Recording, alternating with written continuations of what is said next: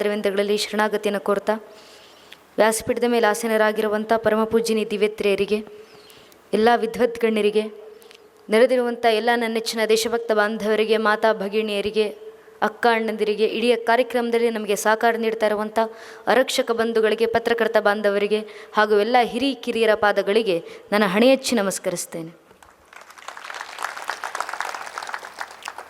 ನನ್ನೆಚ್ಚಿನ ಬಂಧುಗಳೇ, ಕಾರ್ಯಕ್ರಮಕ್ಕೆ ಬಂದಾಗ ಬಹಳ ಸಂತೋಷ ಆಯಿತು. ಕಾರಣ ನಿರಂತರವಾಗಿ ಹಿಂದೂ ಸಮಾವೇಶ, ಹಿಂದೂ ಸಂಗಮದ ಕಾರ್ಯಕ್ರಮವನ್ನು ದೇಶದ ಮೂಲೆ ಮೂಲೆಗಳಲ್ಲಿ ಸಂಘದ ಕಾರ್ಯಕರ್ತರು ಮಾಡ್ತಾ ಬಂದಿದ್ದೀವಿ. ಇವತ್ತಿಗೂ ಹಿಂದೂ ಸಮಾಜೋತ್ಸವದ ಕಾರ್ಯಕ್ರಮಗಳು ಇಷ್ಟು ವಿಜೃಂಭಣೆಯಿಂದ ಜರುಗ್ತಾವೆ. ನಮ್ಮ ಇಡೀ ಊರನ್ನು ಕೇಸರಿ ತೋರಣಗಳಿಂದ ಸಿಂಗರಿಸಿದ್ದೀವಿ. ನಮ್ಮೆಲ್ಲರ ಹೆಗಲ ಮೇಲೆ ಒಂದೊಂದು ಕೇಸರಿ ಶಾಲ್ಗಳಿದ್ದಾವೆ. ನಮ್ಮ ಹಣೆ ಮೇಲೆ ಕೇಸರಿ ತಿಲಕ ಇದೆ. ನಮ್ಮ ಬಾಯಿಂದ ರಾಮರಿಗೆ ಜಯಘೋಷಗಳು ಹೊರಡುತ್ತೆ. ಇದು ಯಾವುದೂ ಸಾಮಾನ್ಯವಾದ ವಿಚಾರ ಅಲ್ಲ. ಕಾರಣ ಒಂದು ಕಾಲದಲ್ಲಿ ನಮ್ಮ ಇದೇ ಪರಂಪರೆಯನ್ನು ಮಣ್ಣಲ್ಲಿ ಮಣ್ಣಾಗಿಸಬೇಕು, ನಮ್ಮ ಸನಾತನ ಸಂತ ಪರಂಪರೆಯನ್ನು ನಾಶ ಮಾಡಬೇಕು, ನಮ್ಮ ಮಠಮಂದಿರಗಳನ್ನು ಮಣ್ಣಲ್ಲಿ ಮಣ್ಣಾಗಿಸಬೇಕು, ನಮ್ಮ ಸಂಸ್ಕೃತಿನ ನಾಶ ಮಾಡಬೇಕು ಅಂತ ನಮ್ಮ ಮೇಲಾದ ದಾಳಿ ಒಂದು ಎರಡಲ್ಲ, 1,000ಕ್ಕೂ ಹೆಚ್ಚು ವರ್ಷ ನಿರಂತರ ನಮ್ಮ ಮೇಲೆ ದಾಳಿಯಾಗಿದೆ. ಇಷ್ಟು ವರ್ಷ ದಾಳಿ ಏನು ಮಹಾ ಅಂತ ನಾವು ಅಂದುಕೊಂಡ್ರೆ, ಯಾವತ್ತಾದರೂ ಇತಿಹಾಸದ ಪುಟಗಳನ್ನು ತಿರುವು ಹಾಕಿ ನೋಡಿದಾಗ ನಮ್ಗೆ ಅರ್ಥಾಗುತ್ತೆ. ಇದೇ ಜಗತ್ತಿನಲ್ಲಿ ಪ್ರಾಚೀನ ಅಂತ ಕರೆಸ್ಕೊಂಡಂಥ 35 ಜನಾಂಗಗಳಿದ್ವಲ್ಲ, ಎಲ್ಲೋದ್ವು ಆ ಪ್ರಾಚೀನ ಜನಾಂಗಗಳು? ಎಲ್ಲೋಯ್ತು ಜಗತ್ತಿನ ಮುಂದೆ ಪಿರಮಿಡ್ಗಳನ್ನು ಕಟ್ಟಿ ಮೆರೆದಂಥ ಈಜಿಪ್ಷಿಯನ್ ಜನಾಂಗ? ಎಲ್ಲೋಯ್ತು ಜಗತ್ತನ್ನು ಆಳಲಿಕ್ಕೆ ಬಂದಂಥ ಗ್ರೀಕ್ ಜನಾಂಗ? ಎಲ್ಲೋಯ್ತು ಜಗತ್ತಿಗೆ ಭಾಷಾಶಾಸ್ತ್ರ ಪರಿಚಯಿಸಿಕೊಟ್ಟಂಥ ಪರ್ಷಿಯನ್ ಜನಾಂಗ? ಎಲ್ಲೋಯ್ತು ಜಗತ್ತಿನ ಮುಂದೆ ಬಿಚ್ಚುಗತ್ತಿ ಹಿಡಿದು ನಿಂತಂಥ ರೋಮನರ ಜನಾಂಗ? ಜಗತ್ತಿನಲ್ಲಿ ಪ್ರಾಚೀನ ಅಂತ ಕರೆಸ್ಕೊಂಡಂಥ 35ಕ್ಕೂ ಹೆಚ್ಚು ಜನಾಂಗಗಳು ಅಲ್ಪಾಯುಗಳಾಗಿ ಕಾಲಗರ್ಭ ಸೇರಿದ್ದಾವೆ. ನಮ್ಮ ಕಣ್ಣು ಮುಂದೆ ಕಣ್ತಿರದಂಥ 100 ಮತಪಂಥಗಳು ಕಣ್ಮರಿಯಾಗಿ ಹೋಗಿದ್ದಾವೆ. ಯಾಕೆ? ಒಂದೇ ಒಂದು ಕಾರಣ, ತಮ್ಮ ಮೇಲಾದಂಥ 10, 20, 40, 50 ವರ್ಷಗಳ ಕಾಲದ ಒಂದೇ ಒಂದು ಪರಕೀಯ ಜನಾಂಗದ ದಾಳಿನ ತಡೆಯುವಷ್ಟು ಸಾಮರ್ಥ್ಯ ಇಲ್ಲದೆ ಆ ಪ್ರಾಚೀನ ಅಂತ ಕರೆಸ್ಕೊಂಡಂಥ ಜನಾಂಗಗಳೆಲ್ಲ ಮಣ್ಣಲ್ಲಿ ಮಣ್ಣಾಗಿ ಇತಿಹಾಸದ ಪುಟಗಳಿಂದ ಅಳಿಸಿ ಹೋದವು. ಆದರೆ ನಮ್ಮ ಸನಾತನ ಹಿಂದೂ ಧರ್ಮದ ಮೇಲೆ 10, 20, 40, 50 ವರ್ಷಗಳ ಕಾಲ ಅಲ್ಲ, ಚರಿತ್ರೆ ಸಾಕ್ಷಿಯಾಗಿ ನಿಂತಿದೆ. 1,372ಕ್ಕೂ ಹೆಚ್ಚು ವರ್ಷ ನಿರಂತರ ನಮ್ಮ ಮೇಲೆ ದಾಳಿ ಆಯಿತು. ಇಷ್ಟು ವರ್ಷ ನಮ್ಮ ಮೇಲೆ ದಾಳಿ ಮಾಡಿದವರು 1-2 ಪರಕೀಯ ಜನಾಂಗದವರ, 1-2 ಪರಕೀಯ ದೇಶದವರ. ಸ್ವಾಮಿ, 1,000ಕ್ಕೂ ಹೆಚ್ಚು ವರ್ಷ ಮೊಘಲರು ಬಂದರು, ಅರಬ್ಬರು ಬಂದರು, ಅಫ್ಘನರು ಬಂದರು, ಪೋರ್ಚುಗೀಸರು ಬಂದರು, ಡಚ್ಚರು ಬಂದರು, ಫ್ರೆಂಚರು ಬಂದರು, ಇಂಗ್ಲೀಷರು ಬಂದರು, ಶಕರು ಬಂದರು, ಹೂಣರು ಬಂದರು. ಇವರೆಲ್ಲರೂ ಬಂದು ನಮ್ಮ ಮೇಲೆ ದಾಳಿ ಮಾಡಿದ ನಂತರವೂ ಇವತ್ತಿಗೂ ಸನಾತನ ಹಿಂದೂ ಧರ್ಮವಾಗಿ ಜೀವಂತವಾಗಿದೆ. ಜಗತ್ನಲ್ಲಿ 100 ಕೋಟಿ ಹಿಂದೂಗಳು ಮನೆಗಳಲ್ಲೂ ಧರ್ಮಾಚರಣೆ ಮಾಡ್ತೀವಿ. ಹಳ್ಳಿಗಳಲ್ಲೂ ರಾಮರಿಗೆ ಜಯಘೋಷಗಳು ಕೇಳಿ ಬರ್ತಾವೆ. ಮಕ್ಕಳಿಗೂ ರಾಮರ ಕಥೆಗಳು ಗೊತ್ತು, ಇತಿಹಾಸ ಗೊತ್ತು. ಯಾರ ಕಾರಣದಿಂದ? ನಮ್ಮ ಪೂರ್ವಿಕರು ಪಟ್ಟಂತ ಶ್ರಮ. ಒಬ್ಬರಾದ ನಂತರ ಒಬ್ಬರು ಬಂದು ಧರ್ಮಕ್ಕೋಸ್ಕರ ಸಮರ್ಪಣೆಗೊಂಡಿದ್ದಾರೆ. ಒಬ್ಬರ ಇಬ್ಬರ? ಛತ್ರಪತಿ ಶಿವಾಜಿ ಮಹಾರಾಜರ ಮಗ ಛತ್ರಪತಿ ಸಂಭಾಜಿ ಮಹಾರಾಜರು 40 ದಿನಗಳ ಕಾಲ ಅವರನ್ನು ಕಾರಾಗೃಹ ಕಟ್ಟಲಾಯಿತು. ಕಾರಾಗೃಹದಲ್ಲಿ 42 ದಿನಗಳ ಕಾಲ ಛತ್ರಪತಿ ಸಂಭಾಜಿ ಮಹಾರಾಜರಿಗೆ ಚಿತ್ರಹಿಂಸೆ ಕೊಡಲಾಯಿತು. ಒಂದೇ ಒಂದು ಷರತ್ತು, ಒಂದೇ ಒಂದು ಖರಾರಿನ ಮೇರೆಗೆ, ಈ ಕ್ಷಣ ನಿನ್ನ ಧರ್ಮ ಬಿಟ್ಟು ನನ್ನ ಮತಕ್ಕೆ ಮತಾಂತರವಾಗೂ, ನಿನ್ನ ಜೀವ ಸಹಿತ ಕಳಿಸ್ಕೊಡ್ತೀನಿ, ನನ್ನದೇ ಸಂಸ್ಥಾನದ ಒಂದು ರಾಜ್ಯವನ್ನು ಕೈಗಿಟ್ಟು ಸಾಮಂತ ರಾಜನ ಬಿಡುಗಡೆ ಮಾಡ್ತೀನಿ. ಒಂದು ಷರತ್ತನ್ನು ಒಪ್ಪಿದ್ದಿದ್ರೆ ಛತ್ರಪತಿ ಸಂಭಾಜಿ ಮಹಾರಾಜರು ಜೀವನ ಪೂರ್ತಿ ಸಾಮಂತರಾಜನಾಗಿ ಸುಖ ಸಂಪತ್ತಿನ ಕಾಲ ಕಳೆಯಬಹುದಿತ್ತು. ಒಪ್ಪಲಿಲ್ಲ ಸಂಭಾಜಿ ಮಹಾರಾಜರು. 42 ದಿನದ ಚಿತ್ರಹಿಂಸೆ ಅನುಭವಿಸಿದ್ರು. ಛತ್ರಪತಿ ಸಂಭಾಜಿ ಮಹಾರಾಜರ ಕೈ ಉಗುರುಗಳನ್ನು ಕಿತ್ತು ತೆಗೆಯಲಾಯಿತು. ಛತ್ರಪತಿ ಸಂಭಾಜಿ ಮಹಾರಾಜರ ಕಾಲು ಬೆರಳನ್ನು ಕತ್ತರಿಸಿದ್ರು, ಕೈ ಬೆರಳುಗಳನ್ನು ಕತ್ತರಿಸಿದ್ರು, ಕಿವಿಯನ್ನು ಕತ್ತರಿಸಿದ್ರು, ಚರ್ಮ ಸುಲಿದು ಕಣ್ಣು ಮುಂದೆ ನಾಯಿಗಳಿಗೆ ತಿನ್ಲಿಕ್ಕೆ ಬಿಸಾಡಲಾಯಿತು. ಗಾಯಗೊಂಡ ದೇಹದ ಮೇಲೆ ಉಪ್ಪನ್ನೆರಚಲಾಯಿತು. ಕಾದ ಸೀಸೆಯಿಂದ ಅವರ 2 ಕಣ್ಣು ಗುಡ್ಡೆಗಳನ್ನು ಕಿತ್ತು ತೆಗೆಯಲಾಯಿತು. ಜೀವಂತವಿರಬೇಕಾದ್ರೆ ಅವರ ದೇಹದ ತುಂಡನ್ನಾಗಿಸಲಾಯಿತು. 42 ದಿನಗಳ ಕಾಲ ಚಿತ್ರಹಿಂಸೆ ಅನುಭವಿಸಿದಂಥ ಛತ್ರಪತಿ ಸಂಭಾಜಿ ಮಹಾರಾಜರು ಒಂದೇ ಒಂದು ಕ್ಷಣ ಧರ್ಮ ಬಿಡೋ ಯೋಚನೆ ಮಾಡಲಿಲ್ಲ.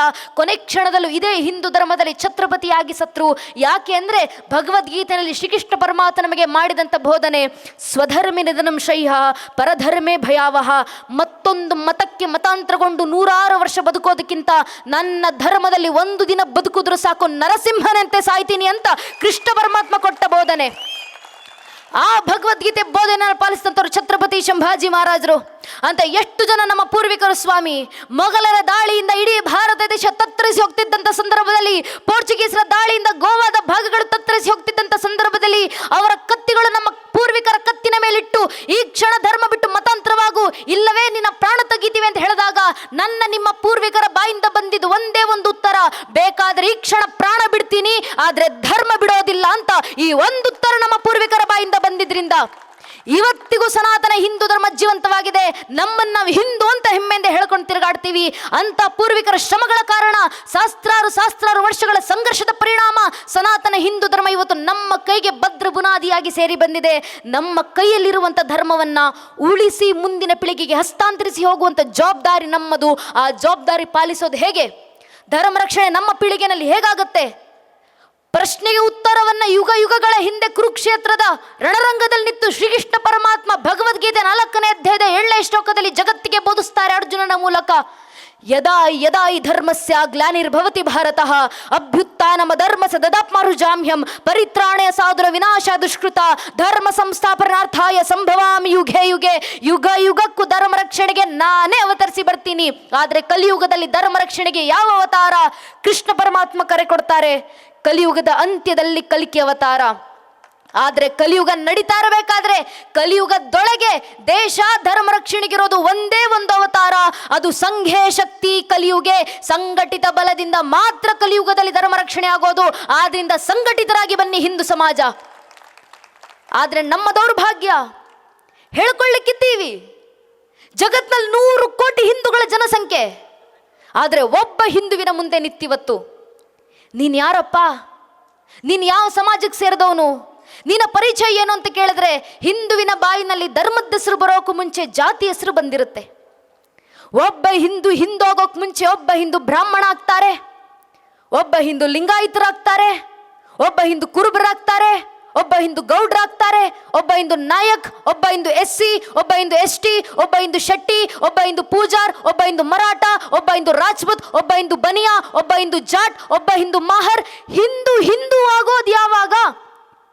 ನಾವು ಹಿಂದೂಗಳ ಅರ್ಥ ಮಾಡ್ಕೊಳ್ಬೇಕು. ನಮ್ಮ ಜಾತಿ ಯಾವುದೇ ಇರಲಿ, ಆ ಜಾತಿಗಳ ಮೇಲೆ ನಾವಿಟ್ಟಿರುವಂಥ ಜಾತಿ ಪ್ರೇಮ ಎಷ್ಟೇ ವಿಶಾಲವಾಗಿರಲಿ, ನಮ್ಮ ಜಾತಿ ನಮ್ಮ ಮನೆಯ ದೇವ್ರ ಕೋಣೆ ಒಳಗೆ ಸೀಮಿತವಾಗಿರಬೇಕು. ನಮ್ಮ ರಾಜಕೀಯ ಆಸಕ್ತಿ ಯಾವುದೇ ಇರಲಿ, ನೀವು ಯಾವ ರಾಜಕೀಯ ಪಕ್ಷಕ್ಕೆ ಬೇಕಾದ್ರೂ ಕೆಲಸ ಮಾಡ್ಕೊಳ್ಳಿ, ನಿಮ್ಮನ್ನು ನೀವು ಯಾವ ರಾಜಕೀಯ ಪಕ್ಷದ ಕಾರ್ಯಕರ್ತ ಅಂತ ಬೇಕಾದ್ರೆ ಹೇಳ್ಕೊಂಡು ತಿರುಗಾಡಿ, ಆದರೆ ನಮ್ಮ ರಾಜಕೀಯ ಆಸಕ್ತಿ ನಮ್ಮ ಮನೆ ಬಾಗಿಲಿನ ಒಳಗೆ ಸೀಮಿತವಾಗಿರಬೇಕು.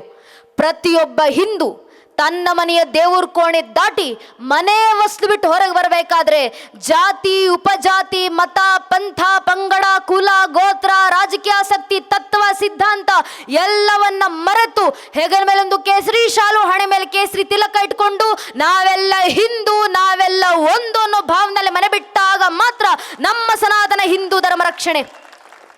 ಹಿಂದೂಗಳಲ್ಲಿ ಬರಬೇಕಾಗಿರುವಂಥ ಸಂಘಟಿತ ಬಲ ಇದು. ಹಿಂದೂಗಳಲ್ಲಿ ಒಮ್ಮೆ ಈ ಸಂಘಟಿತ ಬಲ ಬಂತು, ಜಗತ್ತಿನಲ್ಲಿ ಎಂತೆಂಥ ಬದಲಾವಣೆಗಳನ್ನು ತರಬಹುದು. ನಾವು ಬಹಳ ಹಿಂದೆ ಬೇಕಾಗಿಲ್ಲ, ಕೆಲವು ದಶಕಗಳ ಹಿಂದೆ ಪೂಜ್ಯನೇ ಅಶೋಕ್ ಸಿಂಗಾಜಿಯವರು ನಿತ್ತು ದೇಶಕ್ಕೆ ಕೊಟ್ಟಂತ ಒಂದು ಕರೆ, रोम रोम में रमे हुए राम के लिए आओ कार सेवको, बनो कार सेवको, गाओ कार सेवको, मिटो कार सेवको, अगर समय पड़े तो अयोध्या में बहती सरयू नदी को अपने लहू से लाल करना पड़े तो डरो ना कार सेवको. ಸ್ವರ್ಗೀಯ ಪೂಜ್ಯನೇ ಅಶೋಕ್ ಸಿಂಗಾಜ್ ಅವರ ಕರೆ, ರೋಮದಲ್ಲಿ ರಮಿಸಿರುವಂತ ರಾಮರಿಗೋಸ್ಕರ ಬನ್ನಿ ಕಾರ ಸೇವಕರಾಗಿ ಹಿಂದೂಗಳೇ. ಒಂದು ಅಶೋಕ್ ಸಿಂಗಾಜ್ ಅವರ ಆ ಕರೆಗೆ ಹೋಗೊಟ್ಟು ನಮ್ಮ ಹಿರಿಯರು ಲಕ್ಷ ಸಂಖ್ಯೆಯಲ್ಲಿ ಸಂಘಟಿತರಾಗಿ ಬಂದ್ರಲ್ಲ, ಆ ಸಂಘಟಿತ ಬಲದ ಪರಿಣಾಮ 500 ವರ್ಷಗಳ ಹೋರಾಟದ ನಂತರ, 78ಕ್ಕೂ ಹೆಚ್ಚು ಮಹಾಕದನಗಳ ನಂತರ, ಸುಮಾರು 3.5 ಲಕ್ಷ ಜನ ಹಿಂದೂ ಕಾರ ಸೇವಕರ ಬಲಿದಾನಗಳ ನಂತರ ಇಂದು ನನಸಾಗಿರುವಂಥ ಶತಮಾನಗಳ ಕನಸು ನಮ್ಮ ಅಯೋಧ್ಯ ರಾಮಲಲ್ಲಾರ ರಾಮ ಮಂದಿರ. ಇವತ್ತು ಅಖಂಡ ರಾಮ ಮಂದಿರದ ಮೇಲೆ ಧರ್ಮಧ್ವಜ ಹಾರಾಡ್ತಿರೋದನ್ನ ಕಣ್ತುಂಬಿಸಿಕೊಳ್ಳೋ ಕಾಲಘಟ್ಟದಲ್ಲಿ ನಮ್ಮ ತಲೆಮಾರು ಬದುಕ್ತಿದೆಯಲ್ಲ, ಇದಕ್ಕೆ ಯಾರು ಕಾರಣ? ಈ ಸುಕೃತ ಫಲ ನಮ್ಗೆ ಹೇಗೆ ದೊರಕ್ತು? ನಮ್ಮ ಪೂರ್ವಿಕರ ಸಂಘಟಿತ ಬಲದ ಕಾರಣದಿಂದ. ಇವತ್ತು ಹಿಂದೂ ಸಮಾಜ ರಾಮ ಮಂದಿರ ನಿರ್ಮಾಣ ಆಯ್ತಲ್ಲಪ್ಪ, ರಾಮ ಜನ್ಮಭೂಮಿಯ ಕಾರ್ಯ ಸಾಕಾರಗೊಳ್ತು, ಧರ್ಮದ ಕೆಲಸ ಮುಗಿತಲ್ವ ಅಂತ ಸುಮ್ಮನಾಗೋದಲ್ಲ. ಆಗಿರೋದು ಅಯೋಧ್ಯೆಯಲ್ಲಿ ರಾಮ ಮಂದಿರದ ನಿರ್ಮಾಣ. ಮುಂದೆ ಸಂಘಟನೆ ಹಿರಿಯರು ಕರೆ ಕೊಟ್ಟಿದ್ದಾರೆ, ಭಾರತ್ ಕ ಪ್ರತ್ಯೇಕ ಘರ್ ಅಯೋಧ್ಯ ಬನಾಯಂಗೆ. ಅಯೋಧ್ಯೆಯಲ್ಲಿ ಮಂದಿರ ನಿರ್ಮಿಸಿದ್ರಿ, ಮುಂದೆ ಭಾರತದ ಮನೆಗಳನ್ನು ಅಯೋಧ್ಯೆಯನ್ನಾಗಿಸೋದು ನಮ್ಮ ಮುಂದಿನ ಸಂಕಲ್ಪ. ಮನೆಗಳ ಅಯೋಧ್ಯ ಆಗೋದಂದ್ರೇನು? ಮನೆಯಲ್ಲಿ ಹುಟ್ಟಿ ಬರುವಂತ ಒಂದೊಂದು ಹಿಂದೂ ಮಗು ಶ್ರೀರಾಮಚಂದ್ರಂತೆ ಹುಟ್ಟಿ ಬರಬೇಕು. ಮನೆಯಲ್ಲಿ ಬೆಳೆಯುವಂತ ಒಬ್ಬೊಬ್ಬ ಹೆಣ್ಣು ಮಗಳು ತಾಯಿ ಸೀತಾಮಾತೆ ಆದರ್ಶದಲ್ಲಿ ಬೆಳೆದು ಬರಬೇಕು. ಆಗ ಮನೆಗಳ ಅಯೋಧ್ಯ ಆಗ್ತಾವೆ. ಆದ್ರೆ ಮನೆಗಳಲ್ಲಿ ಶ್ರೀರಾಮಚಂದ್ರಂತ ಮಕ್ಕಳು ಹುಟ್ಟಿ ಬರಬೇಕಂದ್ರೆ ಮನೆಯಲ್ಲಿರುವಂತ ಒಬ್ಬೊಬ್ಬ ತಾಯಿ ಕೌಶಲ್ಯ ಆದಾಗ ಮಾತ್ರ ಅದು ಸಾಧ್ಯ ಆಗೋದು. ಆದ್ರಿಂದ ತಾಯಿಂದ್ರು ಜಾಗೃತರಾಗಿ ಮನೆ ಮಕ್ಕಳನ್ನ ಜಾಗೃತಗೊಳಿಸಿ, ಆ ಮಕ್ಕಳಿಗೆ ಧರ್ಮ ಬೋಧನೆ ಮೂಡಿಸಿ, ಆ ಮಕ್ಕಳ ಧರ್ಮ ಜಾಗೃತಿ ಮೂಡಿಸಿ. ಯಾವುದ್ರ ಮೂಲಕ ಧರ್ಮ ಬೋಧನೆ, ಯಾವುದ್ರ ಮೂಲಕ ಧರ್ಮ ಜಾಗೃತಿ? ಧರ್ಮ ಗ್ರಂಥಗಳ ಮೂಲಕ. ಸಾಧ್ಯವಾದ್ರೆ ಧರ್ಮ ಗ್ರಂಥಗಳನ್ನು ಓದಿಸಿ. ಆಗ್ಲಿಲ್ವಾ? ನಮಗೆ ವೇದ ಉಪನಿಷತ್ತಿನ ಪಾಠ ಆಗಿಲ್ಲಮ್ಮ, ರಾಮಾಯಣ ಮಹಾಭಾರತ ಅಂತ ಇತಿಹಾಸವನ್ನ ಓದಿ ಹೇಳುವಷ್ಟು ಸಮಯ ನಮಗಿಲ್ಲ. ಕನಿಷ್ಠ ಪಕ್ಷ ವ್ಯಾಸರು ಬರೆದಿರುವಂಥ 18 ಪುರಾಣಗಳಿರುವಂಥ ಕಥೆಗಳನ್ನು ಮಕ್ಕಳಿಗೆ ಹೇಳ್ಕೊಡ್ಲಿಕ್ಕೆ ನಮಗೆ ಸಾಧ್ಯ ಇಲ್ಲ. ಭಗವದ್ಗೀತೆ ಶ್ಲೋಕಗಳನ್ನು ಮಕ್ಕಳಿಂದ ಹೇಳಿಸ್ಲಿಕ್ಕೆ ನಮಗೆ ಬರೋದಿಲ್ಲ ಅಂತ ಅನ್ಸಿದ್ರೆ ಪರವಾಗಿಲ್ಲ. ಸಾಧ್ಯವಾದರೆ ಮಕ್ಕಳಿಗೆ ಧರ್ಮ ಗ್ರಂಥಗಳ ಬೋಧನೆಯನ್ನು ಮಾಡಿ. ಆಗ್ಲಿಲ್ವಾ? ಕನಿಷ್ಠ ಪಕ್ಷ ವಾರಕ್ಕೆ 1 ದಿನ ಮನೆಯ ಮಕ್ಕಳನ್ನು ಕರ್ಕೊಂಡು ದೇವಸ್ಥಾನಕ್ಕೆ ಬನ್ನಿ, ದೇವಸ್ಥಾನದಲ್ಲಿ ಕೂರಿಸಿ ಮಕ್ಕಳ ಬಾಯಿಂದ ಭಜನೆಗಳನ್ನು ಹಾಡಿಸಿ ಸಾಕು. ಆ ಮಗುವಿನಲ್ಲಿ ತನ್ನಿಂತಾನೇ ಧರ್ಮ ಜಾಗೃತಿ ಆಗುತ್ತೆ. ಇವತ್ತು ಹಿಂದೂ ಮನೆ ಪೋಷಕರು ಮಾಡಬೇಕಾಗಿರುವಂಥ ಮೊಟ್ಟ ಮೊದಲ ಕೆಲಸ ಇದು. ಮನೆಯ ಮಕ್ಕಳನ್ನ ದೇವಸ್ಥಾನಕ್ಕೆ ಕರ್ಕೊಂಡು ಬರೋದು, ಮನೆ ಮಕ್ಕಳ ಬಾಯಿಂದ ಭಜನೆ ಹಾಡಿಸೋದು. ಮಕ್ಕಳಲ್ಲಿ ಭಜನೆ ಹಾಡಿಸಿ ಸಾಕು. ಯಾವ ಮಟ್ಟದ ಧರ್ಮ ಜಾಗೃತಿ ಭಜನೆಗಳು ತರಬಲ್ಲೆವು. ಇವತ್ತಿಗೂ ಪಂಡರೀಪುರದಲ್ಲಿರುವಂಥ ಪಾಂಡುರಂಗ ವಿಠಲನ ದರ್ಶನ ಮಾಡ್ಲಿಕ್ಕೆ ನಮ್ಮ ಹಿರಿಯರು ಕಾಲ್ನಡಿಗೆನಲ್ಲಿ ಹೋಗ್ತಾರೆ ಪ್ರತಿ ವರ್ಷ. ದೇಶದಾದ್ಯಂತ ಲಕ್ಷ ಜನರು ಕಾಲ್ನಡಿಗೆನಲ್ಲಿ ನಡೆದುಕೊಂಡು ಬರ್ತಾರೆ ಪ್ರತಿ ವರ್ಷ ವಿಠಲನ ದರ್ಶನ ಮಾಡ್ಲಿಕ್ಕೆ. ಯಾಕೆ? ನಮ್ಮ ಪೂರ್ವಿಕರು ನೀಲನಕ್ಷೆ ಹಾಕಿ ಕೊಟ್ಟು ಹೋಗಿದ್ರ? ಇದೇ ಹಾದಿಯಲ್ಲಿ ಹೋಗ್ಬೇಕು, ಇಷ್ಟೇ ಜನ ಹೋಗ್ಬೇಕು, ಇದೇ ಪದ್ಧತಿನಲ್ಲಿ ಹೋಗ್ಬೇಕು, ಇದೇ ರೂಪದಲ್ಲಿ ಹೋಗ್ಬೇಕಿಲ್ಲ ಸ್ವಾಮಿ. ನಮಗೆ ವಿಠಲನ ದರ್ಶನ ಮಾಡಬೇಕನ್ನೋ ಜ್ಞಾನ ತಲೆಗೆ ಬಂದಿದ್ದು ಗ್ರಂಥಗಳನ್ನು ಓದಿದ ಕಾರಣದಿಂದ ಹೌದೋ ಅಲ್ವೋ ಗೊತ್ತಿಲ್ಲ. ಆದರೆ ಪ್ರತಿನಿತ್ಯ ಸಂಧ್ಯಾ ಕಾಲದಲ್ಲಿ ನಮ್ಮ ಪೂರ್ವಿಕರು ದೇವಸ್ಥಾನದಲ್ಲಿ ಮನೆಗಳಲ್ಲಿ ಕೂರಿಸಿ ಭಜನೆ ಹಾಡಿಸ್ತಿದ್ರಲ್ಲ, ಮಾಜಾ ವಡಿಲಾಂಚಿ ಮೀರಾಜಿಗ ದೇವ ತುಜಿ ಚರಣ ಸೇವಾ ಪಾಂಡುರಂಗ ಅಂತ. ಆ ಒಂದು ಭಜನೆ ಸಾಕಾಯ್ತು ನಮಗೆ. ಆ ಒಂದು ಭಜನೆ ನಮ್ಮೆಲ್ಲ ಭಕ್ತಿಯನ್ನು ತುಂಬಿಸಿತ್ತು. ಇವತ್ತಿಗೂ ನಮಗೆ ಆ ರಕ್ತ ಸ್ಪಂದಿಸುತ್ತೆ ಅಲ್ಲಿರುವಂಥ ವಿಠಲನಿಗೆ. ಕಾರಣ ಭಜನೆಗಳ ಪ್ರಭಾವ. ಆ ಭಜನೆಗಳ ಮಕ್ಕಳ ಬಾಯಿಂದ ಹೇಳಿಸಿ, ಸಾಧ್ಯವಾದರೆ ಮುಂದಿನ ಹಾದಿ ಮಕ್ಕಳಿಗೆ ಧರ್ಮ ಗ್ರಂಥಗಳನ್ನು ಬೋಧನೆ ಮಾಡಿಸಿ. ಇವತ್ತು ಬಹಳ ನಾವು ಹೆಮ್ಮೆ ಪಡಬೇಕಾದಂಥ ವಿಚಾರ ಹಿಂದೂ ಸಮಾಜವಾಗಿ ಪರಮಪೂಜ್ಯನೇ ಸ್ವಾಮೀಜಿಯವರು ಇವತ್ತಿಗೂ ಕೂಡ 60,000 ಶಾಲೆಗಳಿಗೆ ನಿತ್ಯದ ಪ್ರಸಾದವನ್ನು ಕಳಿಸ್ತಾರೆ. ಅಷ್ಟೇ ಅಲ್ಲದ ಅವರದ್ದೇ ಆದ ವೈದಿಕ ಶಾಲೆಗಳನ್ನು ಸ್ಥಾಪನೆ ಮಾಡಿದ್ದಾರೆ. ಪರಮಪೂಜ್ಯರು ನಡೆಸ್ತಿರುವಂಥ ವೈದಿಕ ಶಾಲೆಗಳಲ್ಲಿ 3,000ಕ್ಕೂ ಹೆಚ್ಚು ಹೆಣ್ಣು ಮಕ್ಕಳು ವೇದ ಪಾಠ ಕಲಿತು ಉತ್ತೀರ್ಣರಾಗಿ ಇವತ್ತು ರುದ್ರ ಪಾಠ ಹೇಳುವ ಮಟ್ಟಕ್ಕೆ ಬ್ರಹ್ಮವಾದಿನಿಯರಾಗಿ ಬೆಳೆದು ನಿಂತಿದ್ದಾರೆ. ನಾವು ಹೆಮ್ಮೆ ಪಡಬೇಕಾದಂಥ ವಿಚಾರ. ಆ ಮಾರ್ಗದಲ್ಲಿ ನಮ್ಮ ಹೆಣ್ಮಕ್ಳನ್ನು ತಯಾರು ಮಾಡಬೇಕಾಗಿದೆ. ನಮ್ಮ ಹೆಣ್ಮಕ್ಳಿಗೆ ಹೇಳ್ಕೊಡ್ಬೇಕು, ನೀನು ಅದು ಯಾವ ಪರಂಪರೆ ಅಮ್ಮ, ನೀನು ಯಾವ ಪರಂಪರೆಯಿಂದ ಬಂದವಳು. ನನಗೆ ಕ್ಷಣ ನಿಮ್ಮ ಮುಂದೆ ನಿಂತು ಇಂಗ್ಲೀಷರ ರಾಣಿಯರನ್ನು ನೆನಪಿಸ್ಕೊಳ್ಳಿ, ಕಣ್ಮುಂದೆ ಯಾವ ಭಾವಚಿತ್ರ ಬರುತ್ತೆ?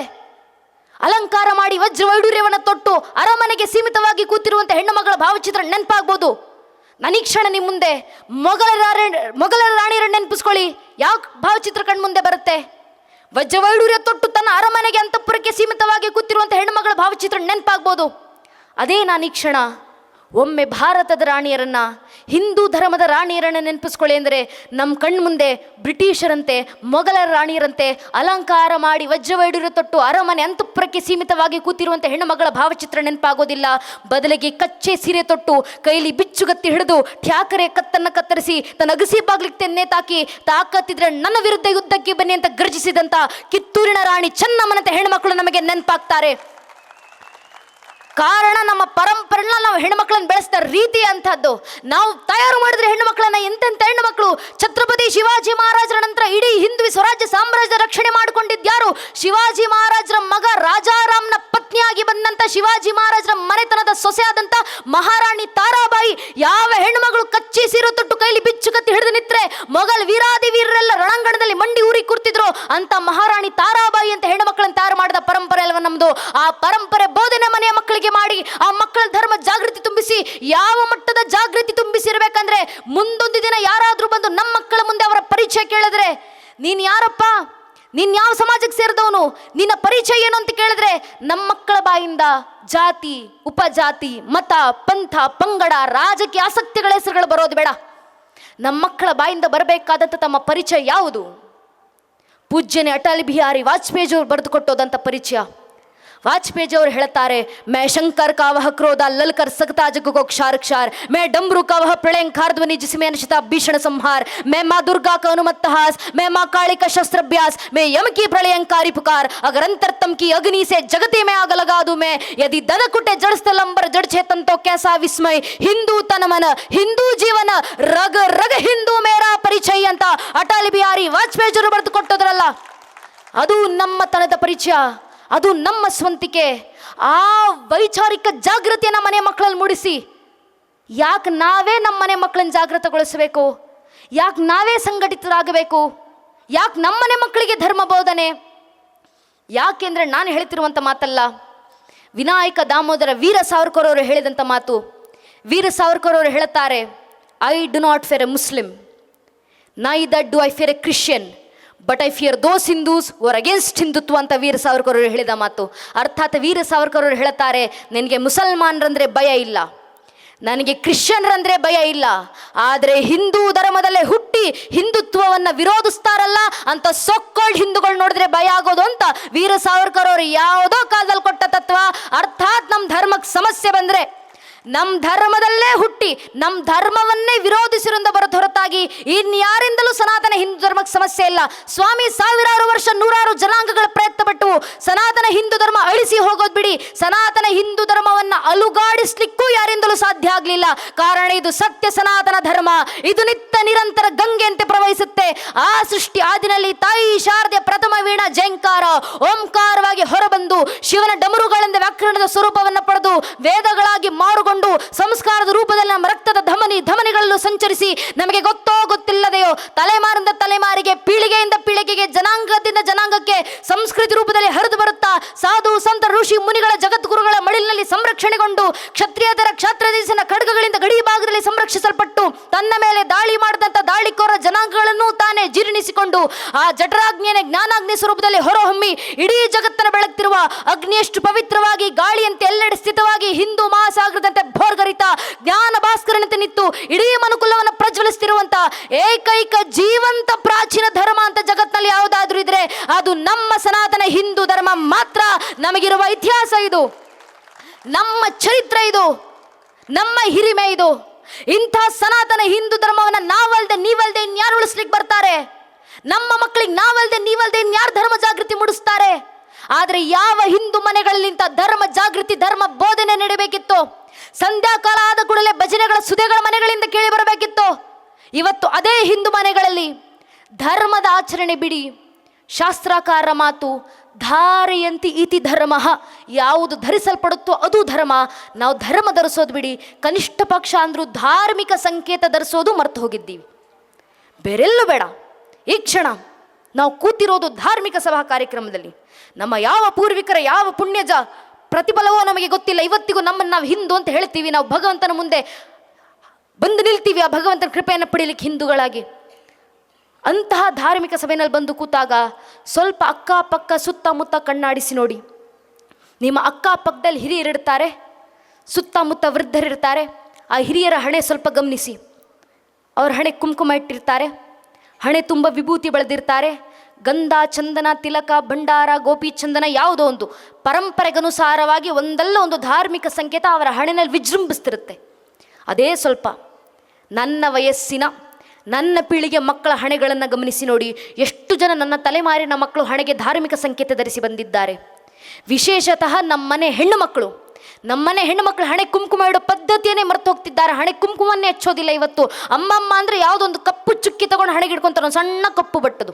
ಅದೆಷ್ಟು ಸಣ್ಣದಾಗಿರುತ್ತಂದರೆ ಸ್ವಲ್ಪ ದೂರದಲ್ಲಿ ನಿಂತು ನೋಡಿದ್ರೆ ಹಣೆಗೆ ಏನಾದರೂ ಇಟ್ಟಿದ್ದಾರೆ ಇಲ್ವಾ ಅನ್ನೋದು ಕೂಡ ಕಣ್ಣಿಗೆ ಕಾಣಿಸೋದಿಲ್ಲ, ಅಷ್ಟು ಸಣ್ಣ ಬಟ್ಟು. ಇಡೋದೇನಕ್ಕೆ ಮತ್ತು ಕಾಟಾಚಾರಕ್ಕೆ. ಹಣೆಗೆ ಬಟ್ಟಿಡ್ಲಿಲ್ಲ ಅಂದರೆ ಮನ್ನಲ್ಲಿ ಅಪ್ಪ ಅಮ್ಮ ಬೈಕೊಂಡು ತಿರುಗಾಡ್ತಾರಲ್ಲ ನಾವು, ಕಾಟಾಚಾರಕ್ಕೆ ಹಣೆಗಂಡು ಸಣ್ಣ ಬಟ್ಟು.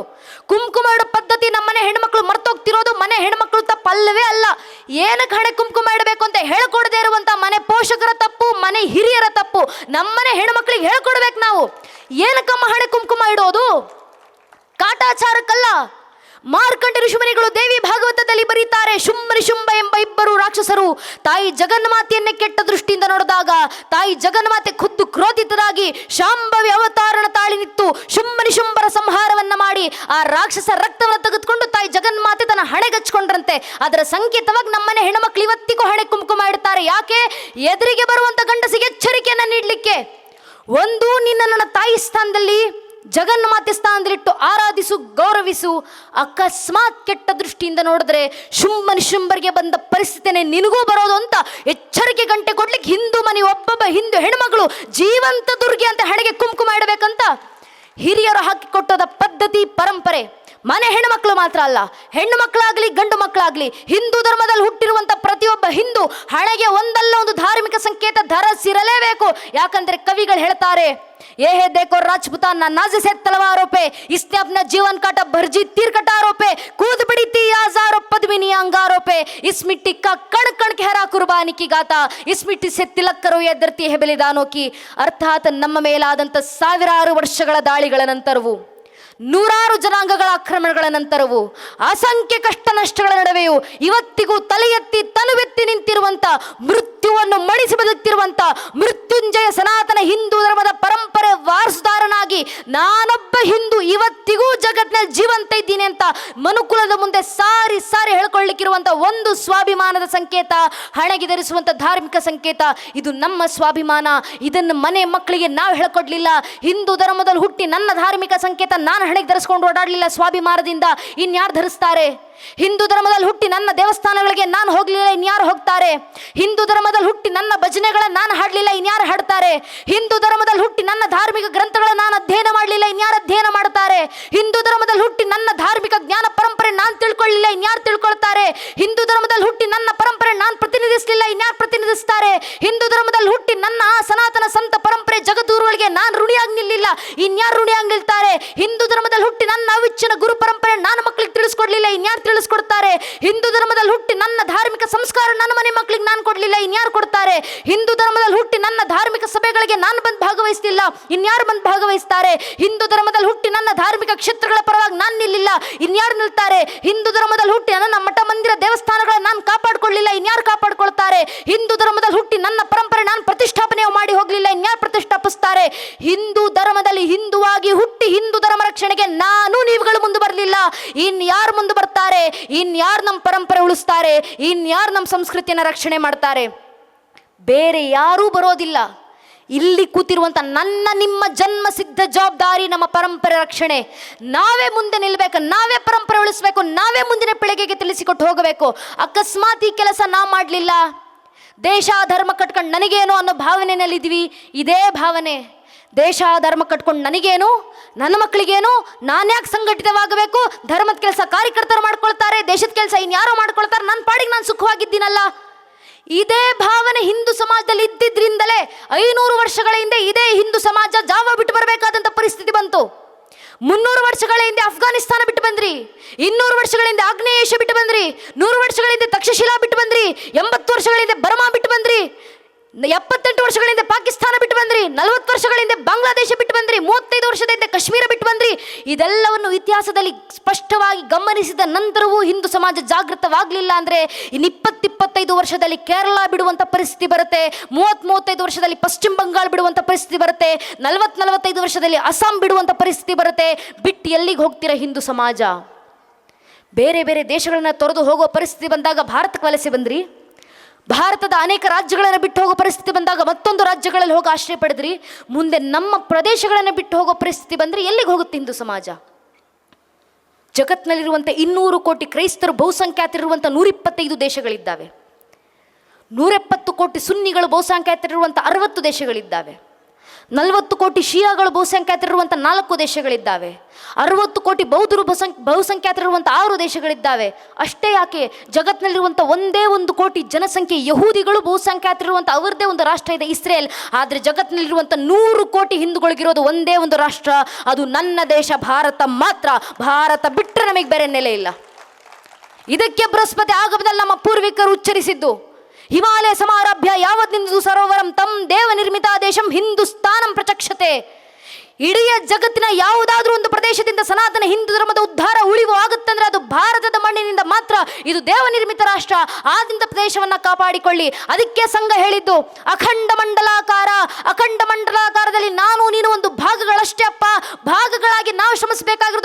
ರಕ್ಷಣೆಗೆ, ಆ ಧರ್ಮ ರಕ್ಷಣೆಗೆ ಆದ್ದರಿಂದನಾದ್ರೂ ಮಕ್ಕಳಿಗೆ ಧರ್ಮ ಸಂಸ್ಕಾರ ಕೊಡಿ. ಆಗ್ಲಿಲ್ವಾ? ಪರವಾಗಿಲ್ಲ, ಮಕ್ಕಳಿಗೆ ಧರ್ಮ ಸಂಸ್ಕಾರ ಕೊಡಿ ಅಂತ ಹೇಳ್ತಿರೋದು ದೇಶ ರಕ್ಷಣೆಗಲ್ಲದಿದ್ರು ಪರವಾಗಿಲ್ಲ, ಧರ್ಮ ರಕ್ಷಣೆಗಲ್ಲದಿದ್ರು ಪರವಾಗಿಲ್ಲ, ಕನಿಷ್ಠ ಪಕ್ಷ ಸ್ವಾರ್ಥಕ್ಕೋಸ್ಕರನಾದ್ರೂ ಮಕ್ಕಳಿಗೆ ಧರ್ಮ ಬೋಧನೆ ಮಾಡೋಣ.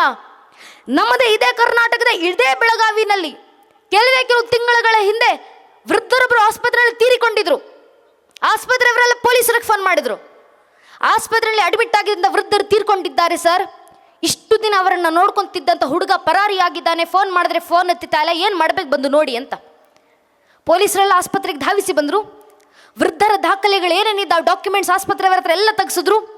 ಅವರ ವಿಳಾಸ ಹುಡ್ಕೊಂಡೋಗಿ ಅಕ್ಕಪಕ್ಕದ ಮನೆಯವರ ಹತ್ರ ನಿಂತು ಕೇಳಿದ್ರು, ನಿಮ್ಮ ಪಕ್ಕದ ಮನೆಯಲ್ಲಿದ್ದಂಥ ವೃದ್ಧರಮ್ಮ ಆಸ್ಪತ್ರೆಯಲ್ಲಿ ಅಡ್ಮಿಟ್ ಆಗಿದ್ರು, ತೀರ್ಕೊಂಡಿದ್ದಾರೆ, ಅವರಿಗೆ ಮಕ್ಕಳು ಮೊಮ್ಮಕ್ಕಳು ನೆಂಟಸ್ಥರು ಕುಟುಂಬಸ್ಥರು ಬಂಧು ಬಾಂಧವರು ಮನೆಯವರಂತನಾದರೂ ಜಗತ್ನಲ್ಲಿ ಯಾರಾದರೂ ಇದ್ರಾ?